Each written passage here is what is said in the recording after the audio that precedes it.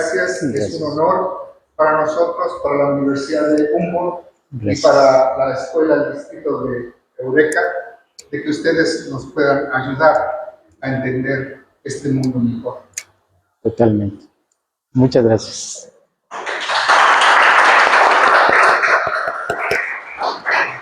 Muy buenas tardes, mi nombre es Sofía Guandulain, soy una mujer costeña. Oaxaca se divide por 8 regiones, de las cuales, bueno, sería muy extenso y muy diverso el poderles explicar cada una de ellas, pero una de las regiones que nos ha caracterizado mucho en materia de diversidad sexual definitivamente ha sido el Istmo de Tehuantepec, y justo por ello ahorita va a tener una participación muy especial porque es una mujer originaria de esta región, y aunque yo no me asumo como mujer mushe, me atraviesa, porque cuando yo viajo a otro lugar de la República Mexicana, sea la Ciudad de México, sea Guadalajara, sea Monterrey, lo primero que cuando me preguntan de dónde soy y les digo de Oaxaca, lo primero que me dicen eres mushe, ¿no? Entonces, en esa cosmovisión y en esa pluriculturalidad que tenemos les oaxaqueños, oaxaqueñas, oaxaqueñes, pues estamos inmersos en esa dinámica social, y por lo cual, bueno, aunque no me determino o me autoascribo como mushe, pues soy parte, ¿no?, de esta cosmogonía.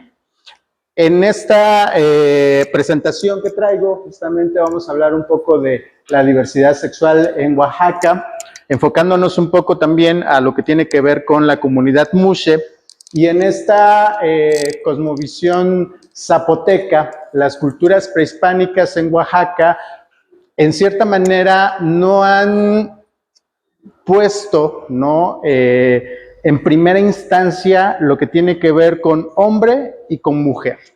Los objetos, las cosas, el mismo ser no se determinan por un género, ¿no? Y lo vamos a ver más adelante justamente con mi compañera Mushe, como en esa antagonía de lo que tiene que ver con el colonialismo, con esta parte, ¿no?, que nos quisieron arrancar de tajo, en poner en una sola canasta, ¿no?, a los hombres, y en otra canasta a las mujeres. Definitivamente la comunidad indígena pues se ha resistido ante ello, tanto que en el lenguaje no existen los géneros, no hay un género determinado que indique esto es masculino, esto es femenino. Y en ese tenor, ¿no?, esto definitivamente se ve en un género fluido, ¿no? Fluye entre los géneros.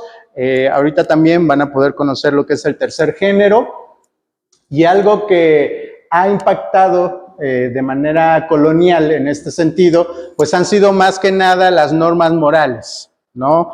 Lo que tiene que ver con la religión católica, algunas imposiciones por ahí de otras religiones, en el sentido de si eres hombre hay ciertas expectativas, si eres mujer hay ciertas expectativas y roles, ¿no?, impuestos, en los que definitivamente hace poco, no hace mucho, las mujeres hemos tenido un papel preponderante dentro de la sociedad, cuando antes no se tenía, ¿no? Y entonces, pues prácticamente en esa parte, digamos, también de lo que tiene que ver con la diversidad sexual, algunas situaciones nos han querido poner, ¿no?, en algo negativo, en algo que definitivamente pareciera hasta cierto punto, y me lo han dicho en la actualidad, que de verdad me da mucha pena en esa parte, que nos digan y nos concesionen en el pecado.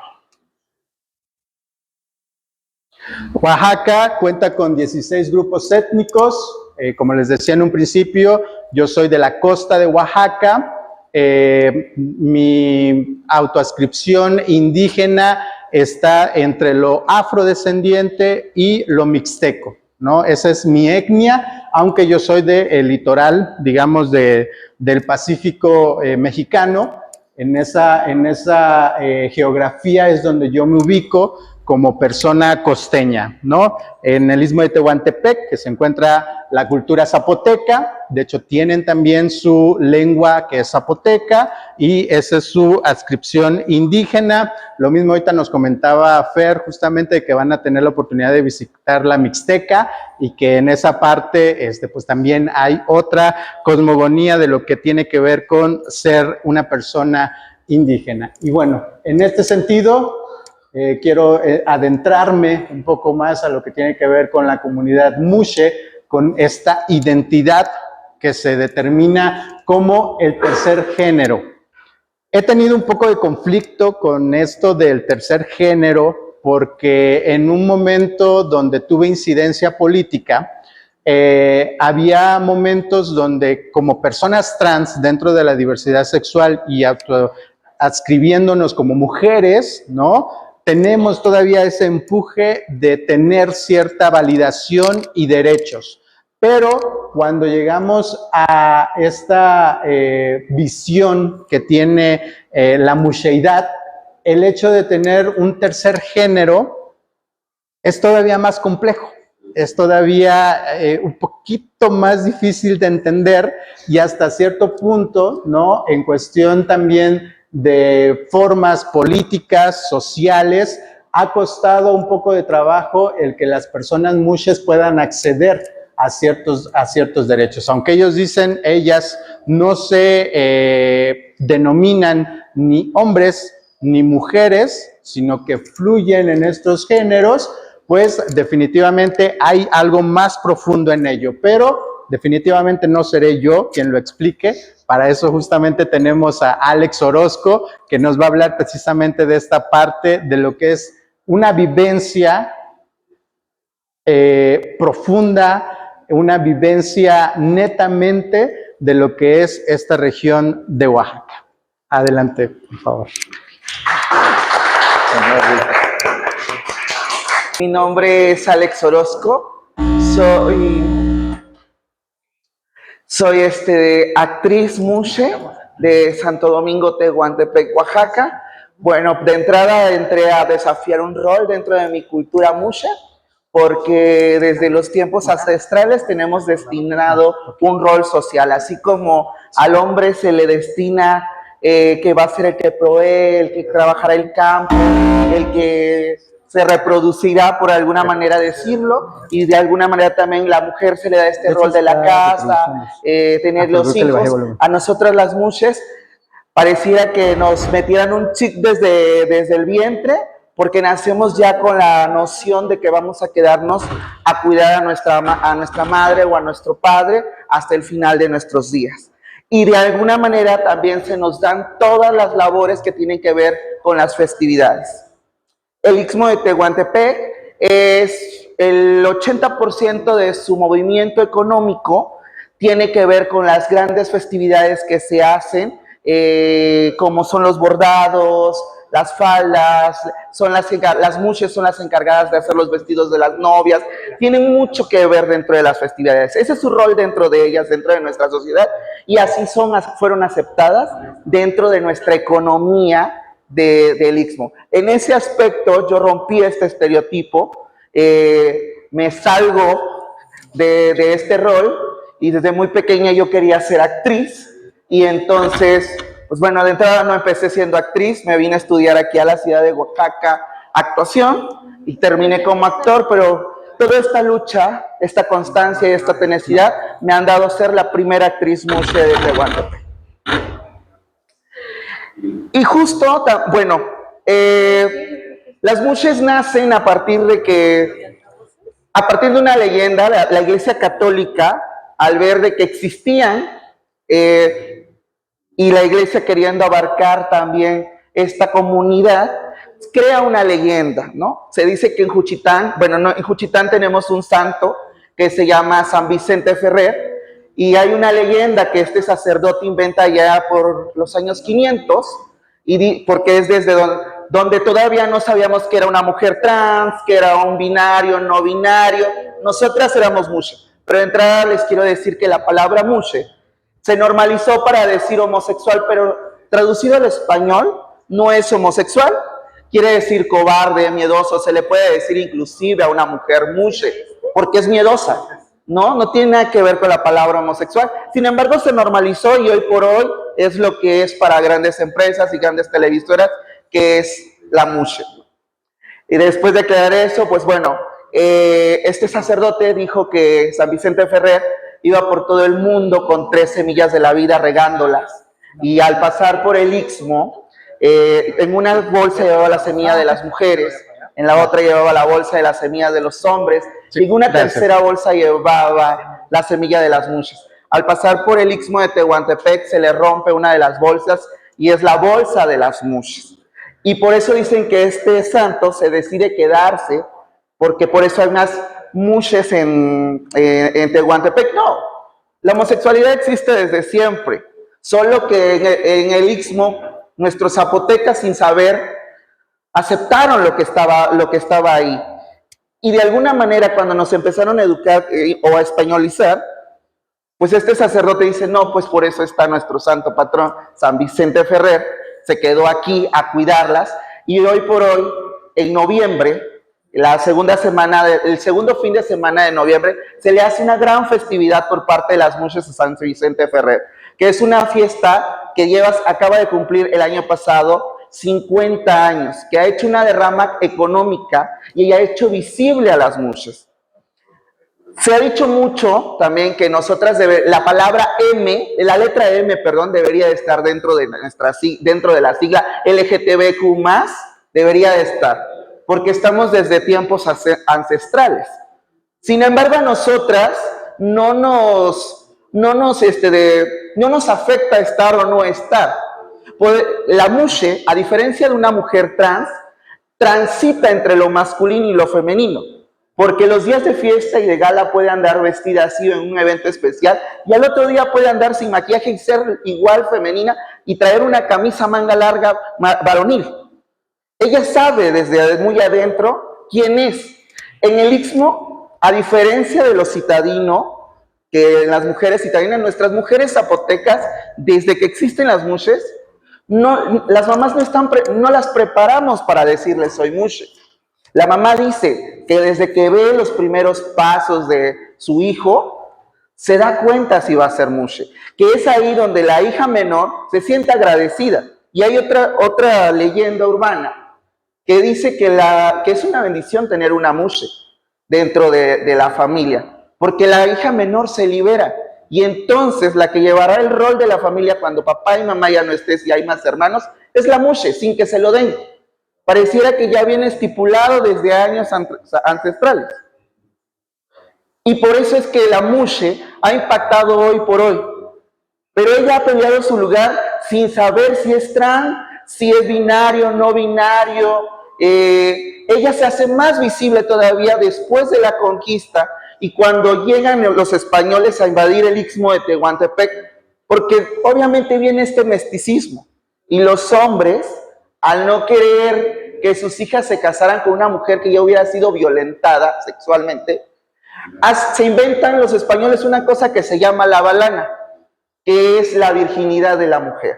Y ahí es donde agarra todavía una fuerza doble la mushe, porque entonces los hombres ixmeños la hacen visible, porque al no poder tocar a una doncella, su vida sexual la empiezan con las mushes. Y ahí vuelve a agarrar otra fuerza la mushe. Y es eso lo que la va haciendo más visible y más presente dentro de las festividades, dentro de los velorios. Ir al Istmo de Tehuantepec es darnos cuenta que las cantinas y las labores y campos son un lugar dominado por los hombres, que ellos son los que las manejan. Y el mercado, las vendimias, es un lugar que dominan las mujeres. Pero la mushe entra en los dos lugares con la mano en la cintura.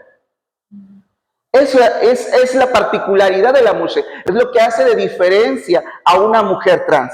Porque se nos ha cuestionado mucho que entraríamos dentro de mujeres trans, pero no. Tal vez sí porque transitamos.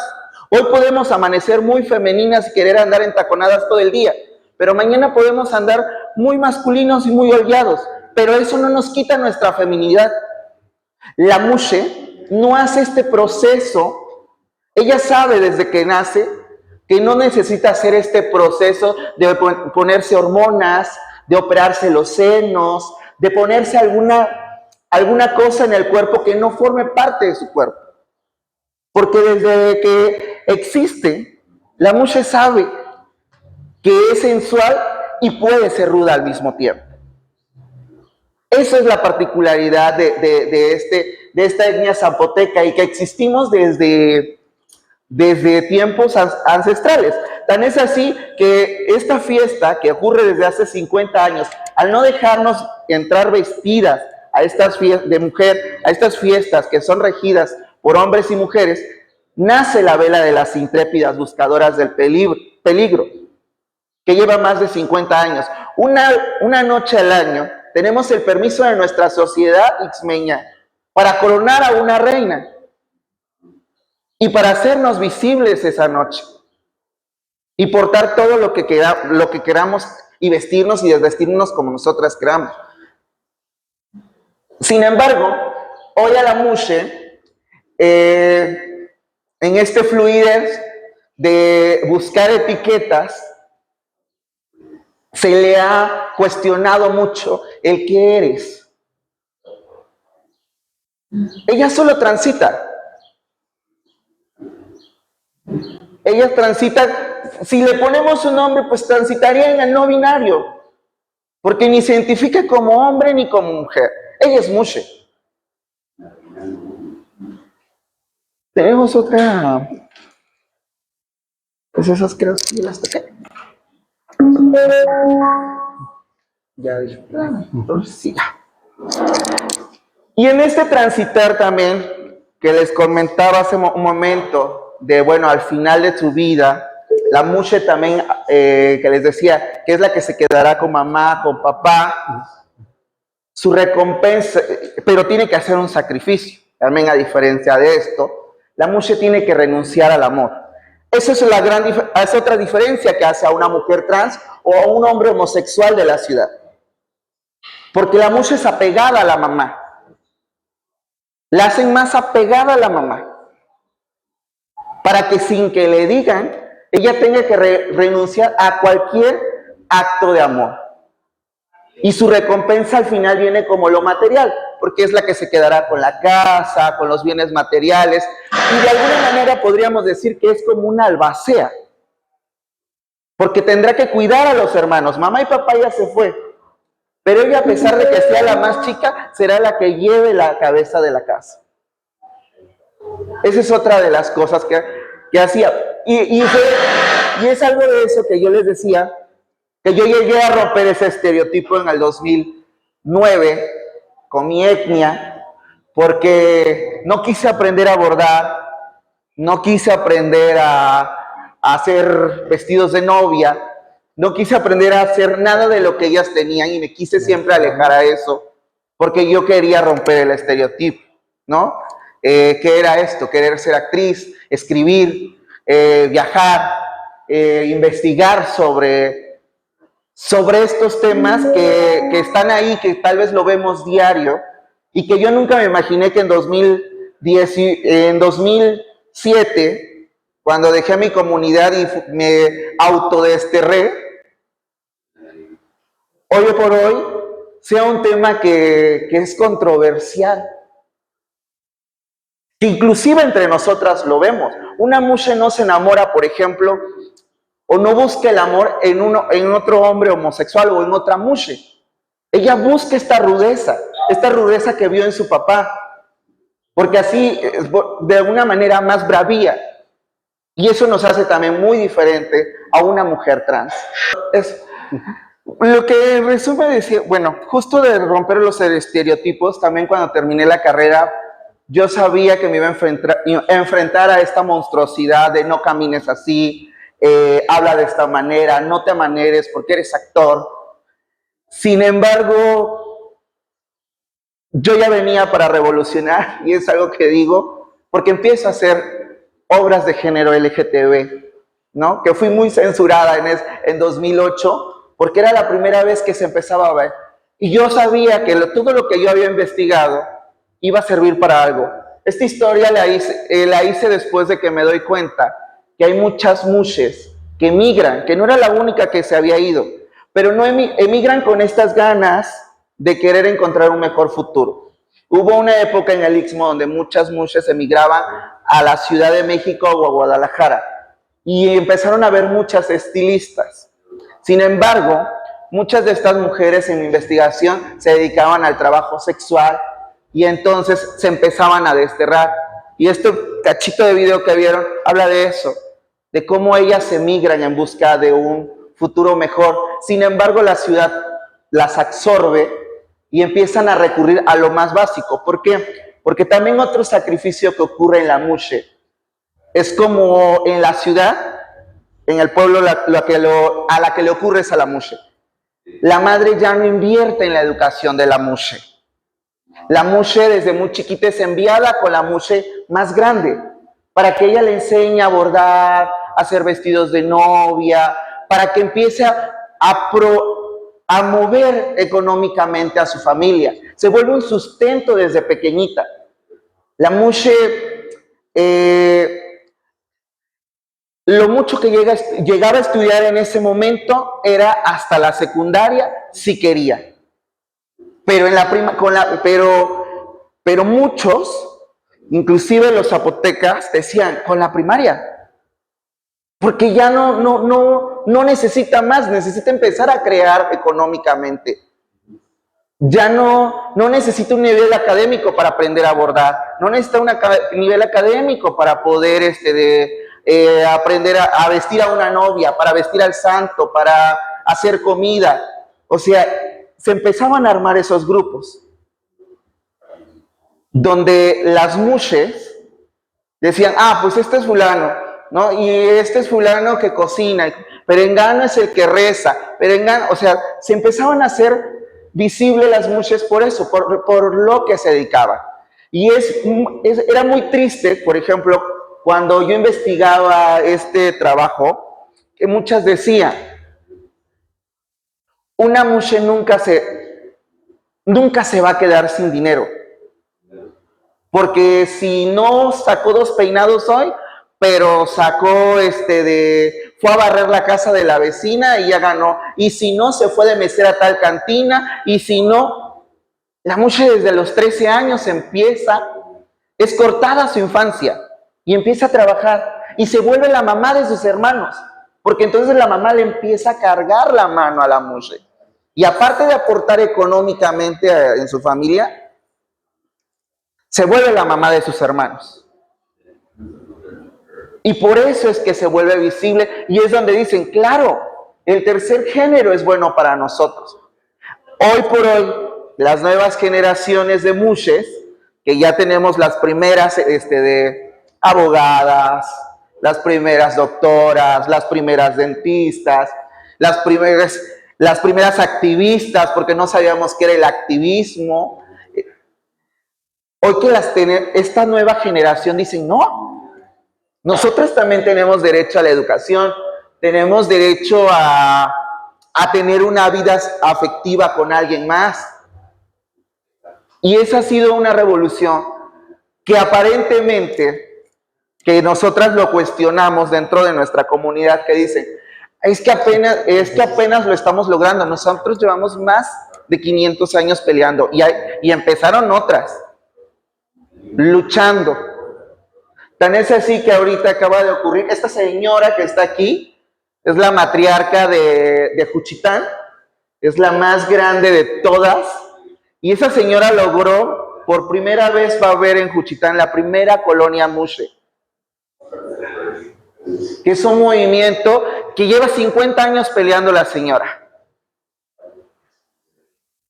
Entonces, por eso para nosotros cuando hablan de un luchar en la ciudad, nosotros llevamos años luchándolo. No, yo nada más me pongo a pensar cuánta lucha le habrá costado a la señora tener la primera residencia mushe, donde serán albergadas pues todas aquellas que son parte de la comunidad de Juchitán. Porque además está Juchitán, Tehuantepec, San Blas, mixtequía, y como decía hace ratito Sofía, hay una variedad y la musheldad también se vive diferente en cada pueblo. Hay unas que todavía están arraigadas, que es San Blas, que todavía ellas siguen estudiando hasta la secundaria, creo. Pero cada pueblo, al menos de donde estoy yo, ahorita las niñas han como evolucionado. Ahorita ya tenemos como 4 actrices mushes ya, aparte de mí. Entonces, ha sido un luchar constante dentro de esto. Cuando iniciamos la charla, yo les decía que quería ser actriz. Dentro de esta entrevista, que es más larga, mi mamá, yo no tengo noción de eso. No tengo, es algo que ella cuenta dentro de la entrevista. Cuando esta señora le pregunta, ¿cómo supieron que Alex quería ser actriz? En México hay una telenovela muy famosa y hoy una actriz muy famosa que se llama Thalía y tuvo una trilogía de Marías de telenovelas y estaba en su apogeo y yo a los 5 años mi mamá dice que me paré y le dije, mamá, yo quiero ser actriz cuando sea grande. Entonces ella, dentro de su saber que yo era mushe, pero saber que era imposible que yo fuera actriz, porque estamos hablando de los 90, dijo, no puedes ser actriz, vas a ser actor, pero actriz no puedes ser.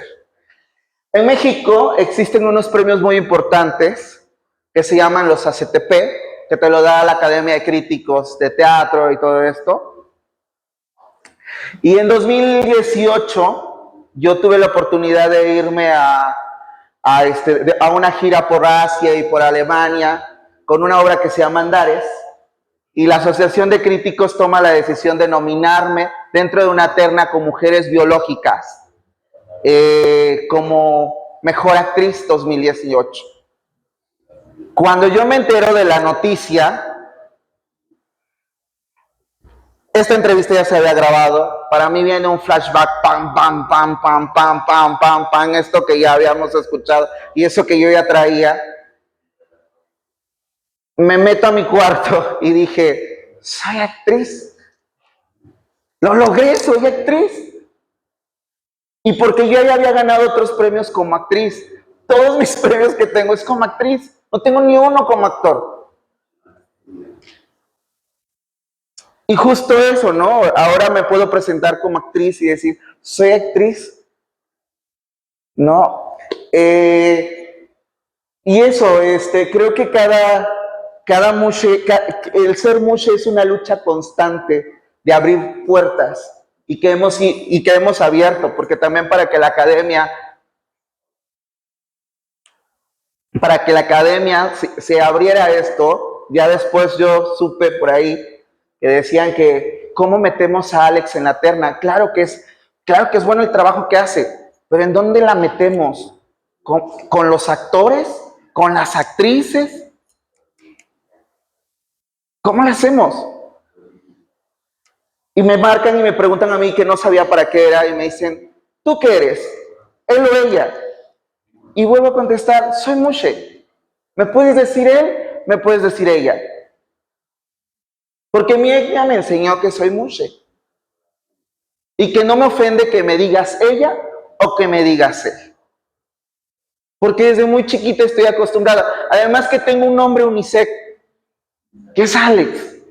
Y de repente hay veces que digo, sí, claro, yo creo que las mamás se dan cuenta desde pequeños, porque para que me hubieran puesto un nombre que me iba a beneficiar toda la vida. Entonces, si algo tengo muy claro es eso y la lucha que hemos hecho como mushes y que el estar parada aquí frente a ustedes, tal vez ahora contando esto, tal vez yo no he vivido ni un poquito de la lucha que han vivido todas ellas. Pero para que yo esté aquí parada frente a ustedes, entaconada, tuve que nacer una leyenda de un santo que está allá que no sabemos si es cierto.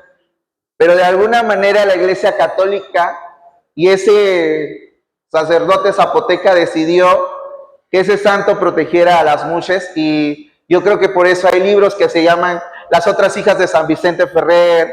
San Vicente Ferrer protege a sus hijas y que tiene que hablar que habla de la comunidad mushe. que toca el tema de la comunidad Mushe, de cómo nace la vela, de cómo su fundador, tal vez su fundador ni siquiera, su fundador tuvo que fallecer a manos de gente mala, porque también la discriminación va a existir mientras siga a pesar de que estamos allá donde transitamos, nos conocemos, nos vemos, todavía sigue habiendo discriminación, pero mientras la intolerancia siga, y no sigamos cuidando las infancias, porque ahora digo que todo viene desde la infancia. Cuando me toca pararme frente a un grupo de maestros, digo que también ahí está el poner un poquito del granito para que tengamos seres humanos maravillosos en la adultez. Porque hay que sembrarlo desde ahí, desde la infancia, y regarlo todos los días, para que podamos seguir transitando en un lugar sano, para que no tengamos que leer noticias feas. Y no hablo solo desde lo mushe, hablo desde lo ser humano, de no tenemos que ver un él, un ella, una mushe, una trans, un bi, un no binario, apareciendo en una nota roja. Porque detrás de todo el jolgorio también de lo que tiene que ver las velas, está ese trasfondo, que tal vez las velas nos han ayudado a tapar. Y sí, las mushes transitamos allá entre las fiestas, entre los sones, entre los bailes, entre los vestidos de novia, entre los bordados que hacemos, porque también es ponerle magia y color a cada bordado que pues ellas hacen, ¿no? Yo no puedo decir yo, pero que ellas hacen. No es esa paciencia, esa dedicación. Porque también desde su bordado, desde sus banderas, desde cómo organizan las fiestas, desde su cocina, desde el barrer, el lugar donde se va a hacer la fiesta, están haciendo un movimiento social y están visibles. Y cuando vayan a ese pedacito de tierra llamado Istmo de Tehuantepec, por lo menos 4 mushes se van a topar. Y creo que es todo lo que tendría que aportar. Okay. Listo.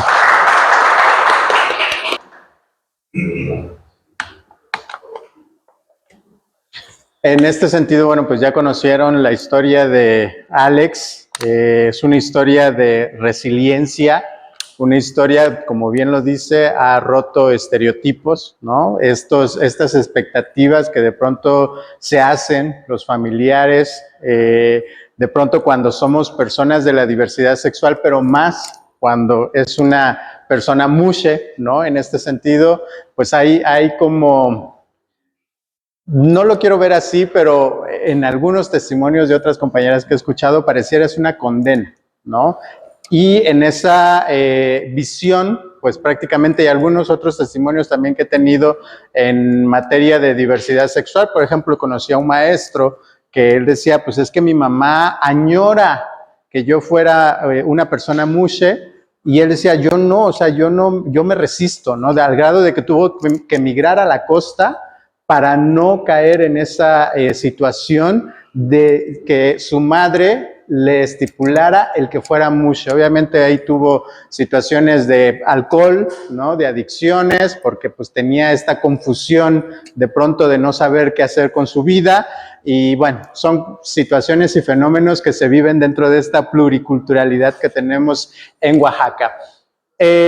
Como ya lo decía precisamente Alex, ¿no? Y esto es un poco más en general en materia de diversidad sexual con pues las personas que nos asignamos dentro de ello, ¿no? Las personas homosexuales, las personas lesbianas, ¿no? Que tal vez es un poquito menos con las mujeres lesbianas, que tal vez el patriarcado les ha dado el beneficio de ser aceptadas hasta ese punto, pero pues algunas o la mayoría pues estamos prácticamente con el bordado, con la cuestión de hacer artesanías, de un tanto lo que tiene que ver con la comida, ¿no? Por ejemplo, ahorita este es el bordado de cadenilla, ¿no? Este bordado, este huipil está hecho a mano, seguramente a mano de alguna de nuestras compañeras mushes, que es de ahí originario este textil artesanal. Y otra de las partes también que se determinan, ¿no? Es este papel, como ya lo decía también Alex, la cuestión del cuidado, ¿no? Muchas compañeras mushes, al ser asignadas dentro de este rol, ¿no? Lo que se espera de ellas es que cuando los padres crezcan, ¿no? Y lleguen a la vejez, se cuide de ellos de parte de esta mushe. Entonces prácticamente se coarta toda libertad y expectativa de vida en el sentido de que esta mushe pueda desarrollarse como cualquier persona, ¿no? Tener pareja, tener familia, independencia económica, sino más bien se ve sometida a los roles precisamente que los padres le imponen. Ya también lo mencionaba Alex, la cuestión del activismo, ¿no? Algunas de nosotras pues hemos prevalecido en esta parte, ¿no? Sobre todo con lo que tiene que ver con la pandemia del VIH. Algunas de ellas pues se vieron inmersas en esta situación, algunas de ellas pues obviamente contrajeron esta infección y ante ello pues hay que darle frente y justamente en esa dinámica pues nos encontramos, ¿no? La defensa de los derechos humanos, la prevención del VIH y toda esta dinámica social en la que nos vemos pues enfrentadas las personas de la diversidad sexual. Gracias. Eso. Algo que me ha caracterizado a manera personal, y ahora van a escuchar un poco también de mi historia, como mujer trans, yo en el año 2017 me asigno, me visibilizo como mujer trans. Tras 3 intentos de suicidio, yo no me encontraba en la vida, de pronto las exigencias sociales me ponían en una visión y en una postura donde yo sentía que simplemente o sobrevivía o tenía que cumplir la expectativa de alguien más, ¿no? Y me refiero a esto porque yo siempre supe que mi atracción hacia los hombres, ¿no? Era genuina. Y entonces, en el entendimiento de esta diversidad sexual, pues digo, pues soy un hombre gay, ¿no? Siempre estuve como con esa postura, pero no lo podía yo decir abiertamente, ¿no? Yo ya tenía una formación, fui locutor de radio, estuve casi 12 años trabajando en radio, en la locución, y en estas dinámicas sociales, pues prácticamente el patriarcado se impone, ¿no? Y entonces tú como voz comercial, pues tienes obviamente que hablar para un público femenino.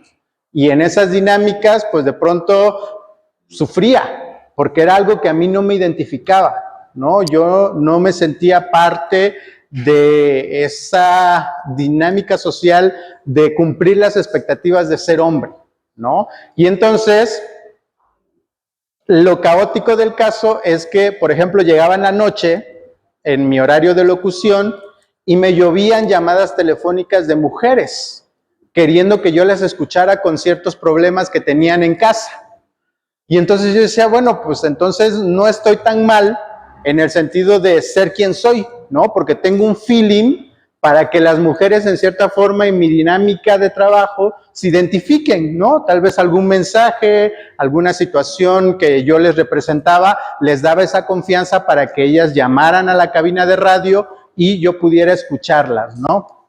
Pero pues eso era más de manera interna que externa. O sea, yo definitivamente no podía en ese momento visibilizarme o decir que mi homosexualidad y toda esa situación.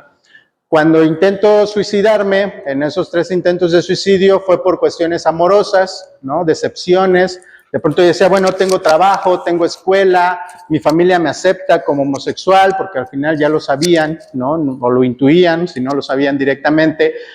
Y cumplía ciertas expectativas con estas personas que yo me relacionaba afectivamente y resulta que a ellos, pues su closet era más importante, ¿no? Lo ponían primero.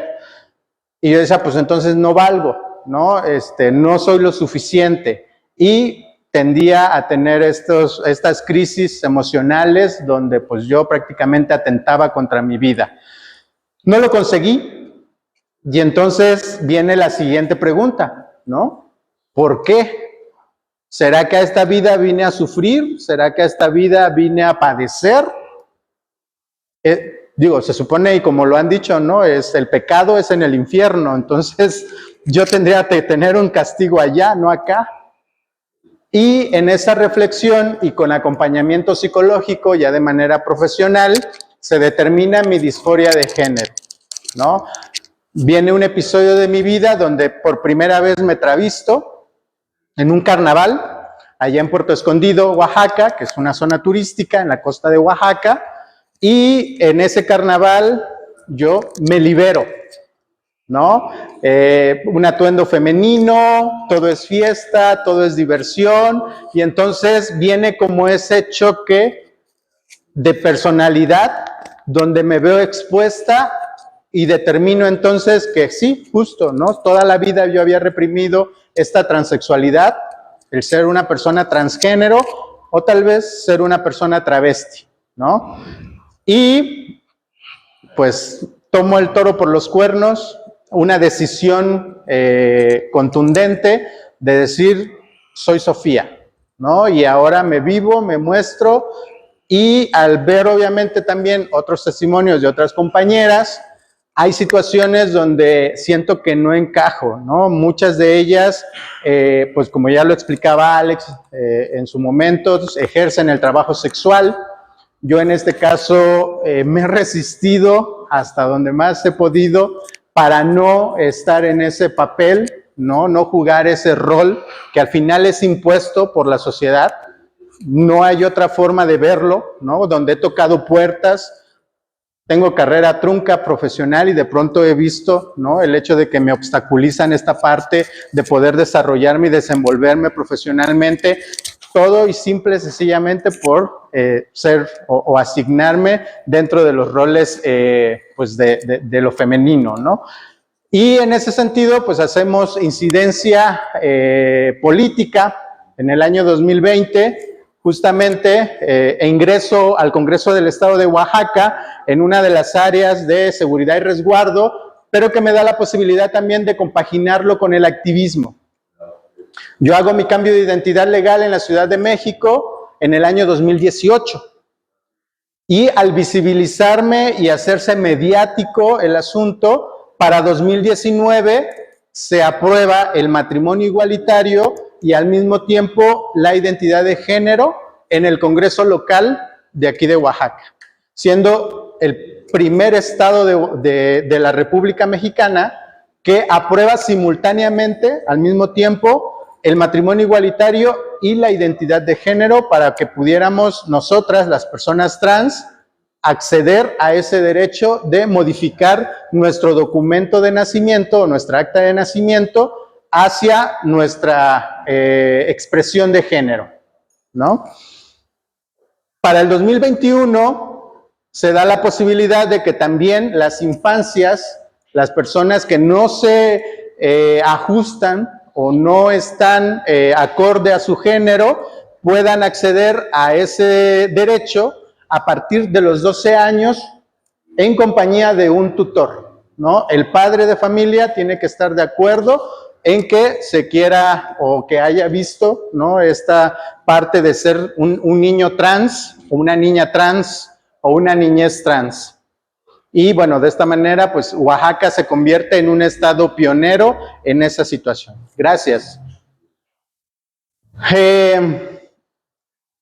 En Oaxaca hay en 7 ocasiones la ley del matrimonio igualitario se pasó al Congreso para que fuera una iniciativa, o sea, ni siquiera para que se aprobara, para que se propusiera como iniciativa, y mediante esa incidencia política que se tuvo, se arrojaron estos datos, ¿no? Estos datos donde se vio la necesidad de que personas del mismo sexo pudieran acceder a un derecho que es justamente el matrimonio igualitario, y estos pues son como los parámetros de aceptación. Obviamente, como ya lo explicaba Alex, en el Istmo de Tehuantepec, lo que es Juchitán, tiene el 85% de aceptación el movimiento de la diversidad sexual, ¿no?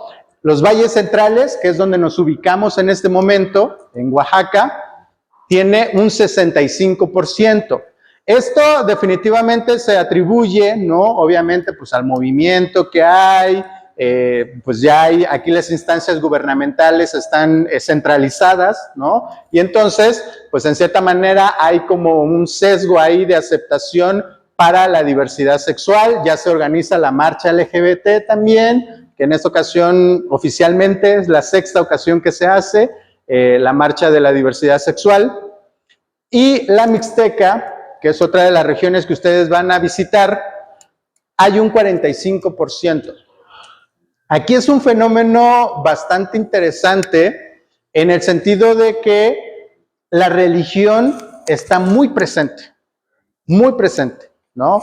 Si una persona de la diversidad sexual se visibiliza, lo que decíamos en un principio, tiende a que simplemente se le encasille en ciertos roles, ¿no?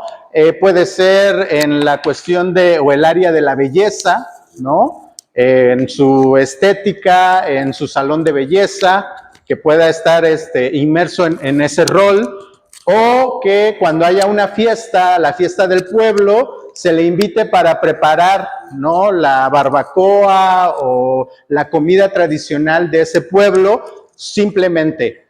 O en su caso, cuando la persona es visible, de pronto se le encasilla en una situación donde dicen, pues tiene talento, ¿no? Y aunque Alex no me dejará mentir, ¿no? En esta parte, algunos simple y sencillamente los ocupan para adornar el salón de la fiesta, ¿no? Para que ponga ahí el marco, para que las personas puedan tomarse las fotografías, quede bonito, porque y me pasó, ¿no? Aunque yo no he querido como entrar en esos roles, de pronto hay personas que para vestir su virgen, ¿no? Su santo, me piden asesoría para que en un momento dado yo lo haga, o confeccione el vestido, o haga algún tipo de estas situaciones, y definitivamente, pues bueno, yo no tengo el talento ni el tiempo, pero se da, y esto es muy cotidiano y muy característico de la Mixteca. En la Sierra Sur, algo que sucede es que definitivamente la cuestión de las lenguas indígenas tienen un preponderante muy importante, ¿no?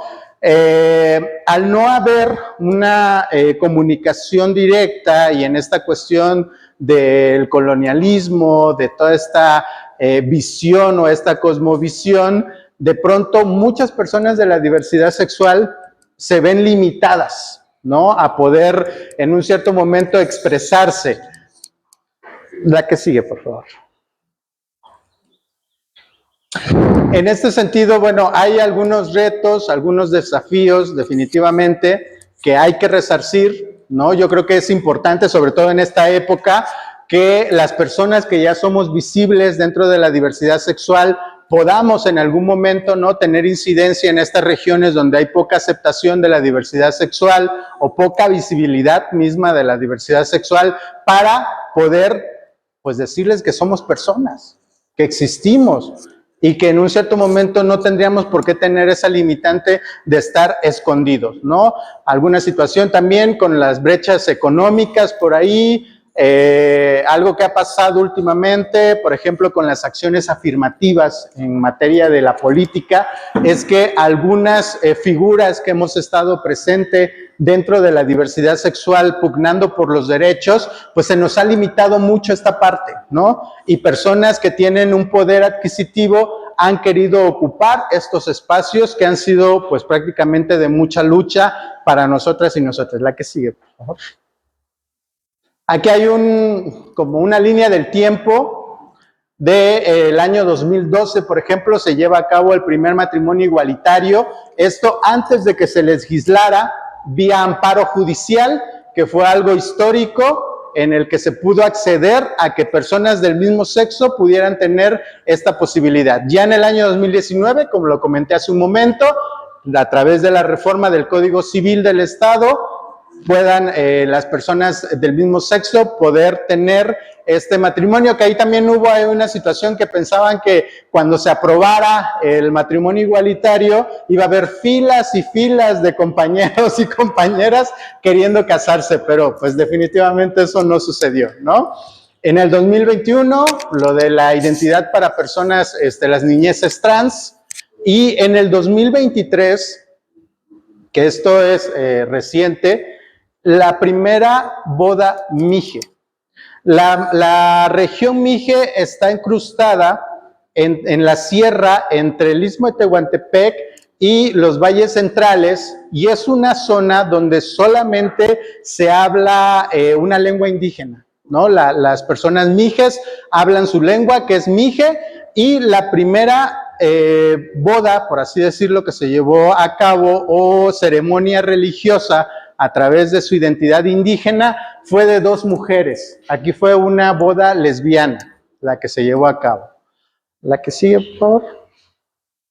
Y bueno, pues aquí una pequeña reflexión para ustedes que están pues en este sector académico, en el que igual pudiéramos sumar esfuerzos y de esta manera poder tener esta incidencia y poder en cierta manera pues decirle al mundo, ¿no?, que las personas trans, las personas mushes, las personas LGBT, existimos en cualquier latitud de este mundo, ¿no? Ya sea Oaxaca, ya sea la sierra, ya sea una zona indígena o en las grandes urbes, ¿no? La que sigue, por favor. Y bueno, pues agradecemos. Si tienen preguntas, alguna inquietud, ya sea para Alex o para mí.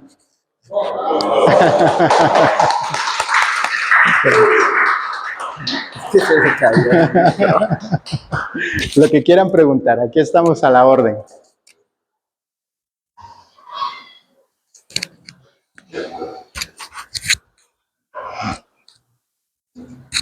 No, fui muy clara, creo. Fuimos muy precisas. Al punto.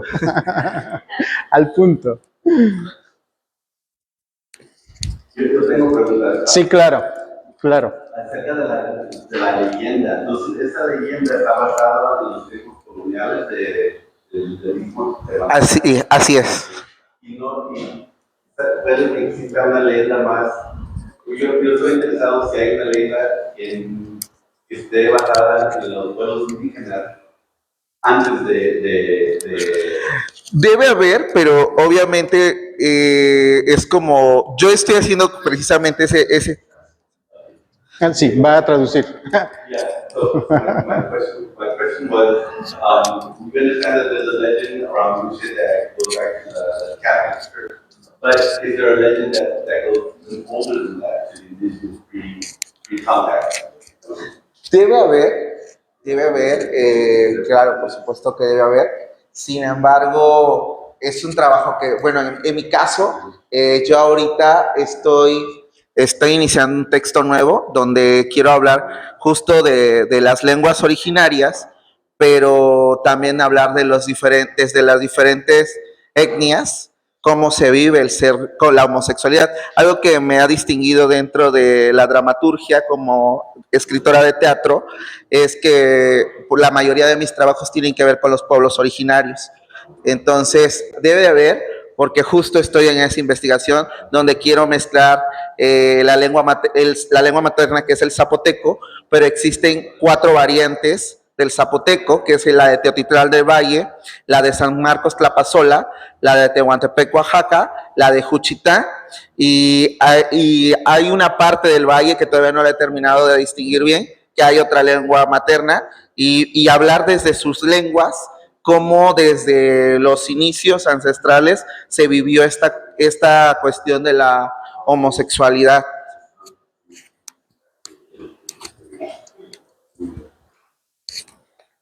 Sí, aunque los orígenes son ancestrales, como bien lo dice Alex, lo que sucedió fue que y es como un dato curioso, ¿no? La religión católica arropó a la comunidad Mushe, ¿no? Y dentro de este arropo, de esta aceptación, es que surge precisamente la leyenda de San Vicente Ferrer, ¿no? Como una explicación y un momento histórico del por qué justamente la comunidad Mushe o la Musheidad, ¿no? Tiene esta cabida dentro del catolicismo. Sí, justo, ¿no? Es eso que dice Sofía.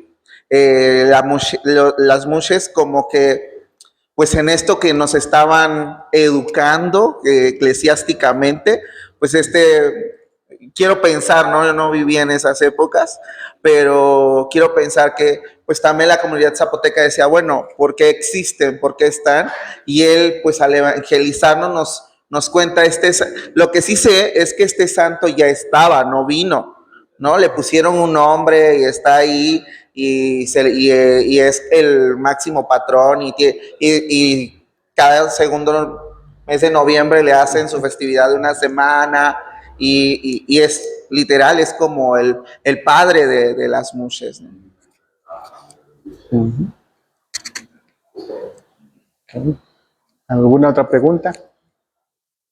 I'm a second grade teacher, so we're trying to get literature in our classrooms that represent all people. So I don't know if you have any children's books that you might recommend that are locally written or that you can also go to and bring education back into schools. Soy maestra de una escuela primaria de segundo año y mi pregunta es cómo pueden integrar materiales de género en el currículo. Libros en particulares. Pues por lo regular, bueno, sobre las infancias pues no hay, ¿no? Porque por lo regular todo mundo investiga de la adultez, ¿no? Yo, bueno, no sé, yo acabo de hacer una colaboración con la plataforma de Netflix, que es una serie que se llama El secreto del río, donde tuve la oportunidad de escribir, y justo ahí, los primeros 4 capítulos, yo hablo de esta educación mushe, de cómo no lastimar a las infancias, ¿no? Cómo también desde nuestras infancias nos llena, el adulto llena de información al niño, ¿no? Y lo vemos con estos 2 niñitos dentro de la serie. Libros no hay, no hay tanta pedagogía de la infancia, porque justo las mujeres, lo que les decía, nosotros como en la ciudad, la mujer zapoteca no educa, ni siquiera le es una sorpresa cuando el hijo tal vez a los 13, 14 años le dice, oye, soy homosexual, soy gay, ¿no? O sea, la mamá lo sabe, ¿no? Es algo que ya lo intuye. Y desde la experiencia de mi madre dice, es tonta aquella mamá, yo creo que en todo el planeta, es tonta aquella mamá que no se dé cuenta el comportar de los niños, ¿no? Más bien es esta integridad de poder poner una barrera de, no, todos somos seres humanos, porque incluso pueden haber niños muy amanerados que no lo son, porque me ha tocado, ¿no? También dentro de estar del aura de decir, no solo es fino, ¿no? Se comporta de una manera delicada, porque metes tanto el que eres, apenas es niño, no sabe, apenas está descubriendo, pero si tú le metes esa información a una temprana edad, le detonas que esté más confundido todavía y llegue a una adolescencia donde esté confundido, porque ha escuchado y esto lo hablo desde mi experiencia, cuando en mi casa nunca me dijeron, ¿te gustan las niñas? ¿Te gustan las niñas? Eso lo escuché fuera de mi casa. Y que todo el mundo me atosigaba queriendo saber qué me gustaba. Cuando en mi vida apenas estaba descubriendo que tenía 2 piernas y que tenía algún talento, dijera Sofía, no sé, todavía no sé nada de mi sexualidad a los 7 años. O sea, estoy pensando en que quiero ir a la luna. Creo que el ser adulto de repente nos despega de eso y empezamos a llenar de información negativa a las infancias. Claro. Thank you so much for your presentation, for listening personally. Muchas gracias por su presentación. Es algo muy personal para mí. Gracias. In my lifetime, I've seen a lot of change in the United States in this way. My children were born in 2000, 2002, 2006. And their access to understanding sexuality and their access to feeling free to identify as they wish is tremendously different than in my lifetime. Mis hijos crecieron relativamente temprano, en los años 2000. 2001. 2002 y 2006, con una amplia diversidad de conocimientos sobre género. Sí, Es algo que yo no tenía cuando yo era joven. claro. What's possible for them is not what was possible for me. You feel that that's happening now here. Lo que era, lo que es posible, lo que ha sido posible para ellos ahora en el presente, nunca fue posible para mí. Claro. ¿Cuál es la situación del presente para la juventud? Bueno, yo ahorita desde mi perspectiva que he visto más allá del panorama Mushe, que ese movimiento que hubo de esta gran mujer África, que tiene que ver con que esta mujer trans que hizo toda esta revolución en Estados Unidos y todo esto. Marcia Pillonzo. Ajá, pienso que también se le debe una disculpa a las mujeres trans porque han estado ahí, han sido resistentes, han estado ahí en esa lucha constante. Y creo que hoy por hoy tenemos, esta juventud está teniendo un poquito de privilegios, ¿no? Yo lo digo, bendito Dios, todavía me toca tener el privilegio de caminar tal vez con unos tacones sin que las policías te andan siguiendo, que aún hay todavía, ¿no? Pero ya no es tan constante, que prácticamente era como salir a cazar a la presa y atosigar. Creo que viene algo mejor. Y justo lo que decía yo hace ratito, lo de si alimentamos corazones buenos, vamos a tener una generación amorosa. Justo. Bien. ¿Alguien más? Ahí. Quiero agradecer una vez más a los colegas, a las colegas que nos han ayudado a entender la historia de identidad a partir de Fernando. Oh, yeah, sorry.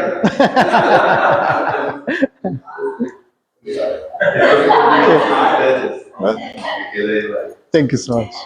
A partir de sus testimonios personales, que es lo más valioso para nosotros, que hablan desde una experiencia vivida y desde el centro de su corazón nos comunican.